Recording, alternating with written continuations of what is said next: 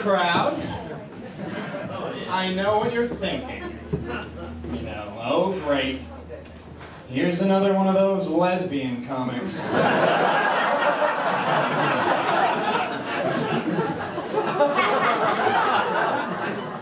Well, you're gonna have to deal with it. I was driving around in my Geo a little while ago, and what I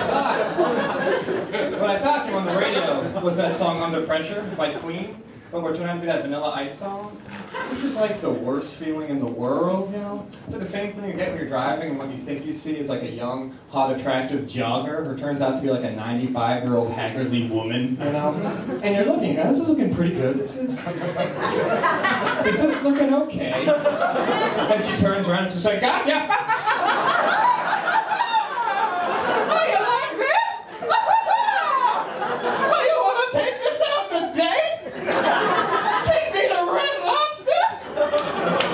Spit some bisque?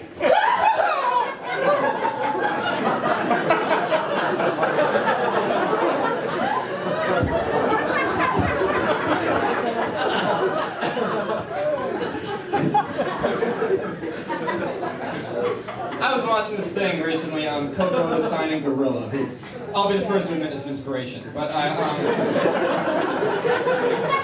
was thinking, in terms of her trainer, this woman Penny, it's like a really romantic idea to teach this gorilla how to speak sign language and like to befriend it and all. But once that novelty wears off, you're just stuck with this gorilla who knows so much English. She's just like a really boring person who never leaves your house.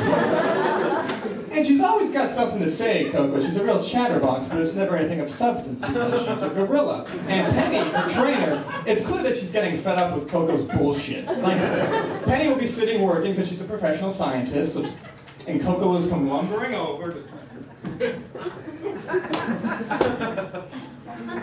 And Penny's like,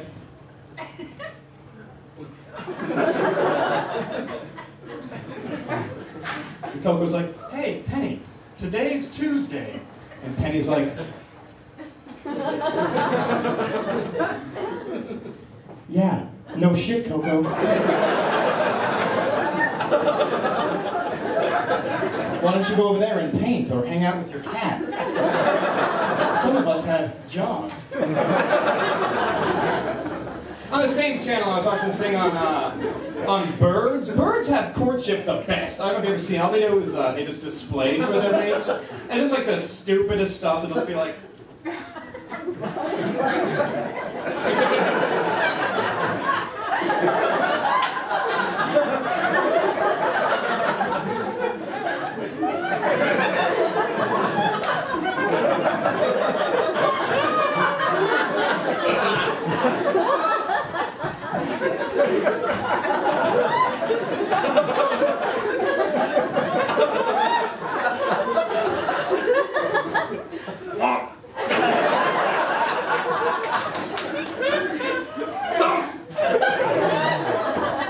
And the female's like, not bad.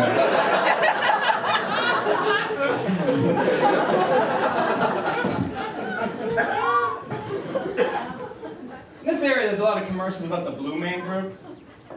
And they always like interview these mentally unstable people who are like way too into the Blue Man Group. Like there's a difference between like, yeah, I need to see that again, and I need to see that again.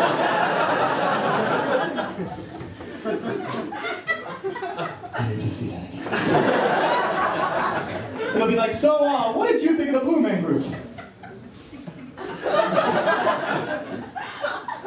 My neighbor came home the other day.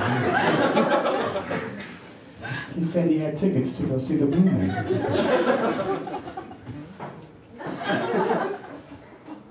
I didn't want to kill him.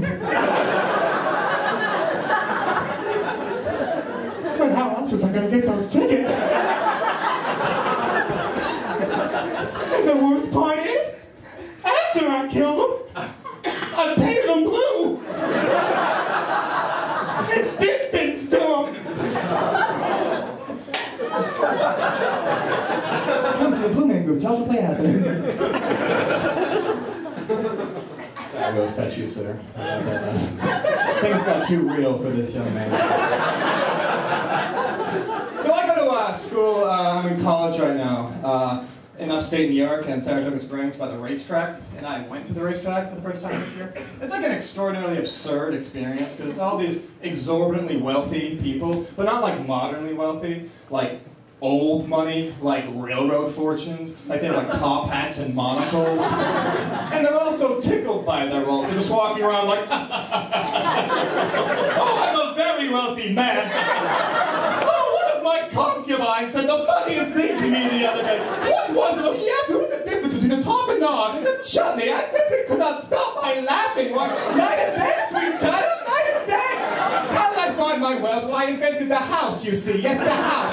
The 1920s. I trust you live in one. Success to me, it begins in the morning. That's why I was strictly planned our schedule. At 10 minutes till noon, a train dove flies into my bedchamber and rubs tinsel on my face and eyes, while a woman plays haze to joy of vegetarian in a heart. Nude, of course. Then, breakfast is brought to me in bed by a team of Swiss children I found just west of Zermatt, which usually consists of croissant, drizzled in bouillabaisse, and a flag of smoked salmon. I used to be a bit of a pescatarian in my better days, but that matched my wife's upbringing by about a rather unfortunate schoolyard nickname. Be a pescatarian, but I digress. Then, women emerge from my lagoon, dressed as merfolk, offering me gifts, none of which I accept. I then proceed to my conservatory, where men dressed as fawns and centaurs throw goblins of the Pinus Merlot down my throat till I cannot see or stand, and then I hook them off the spoon.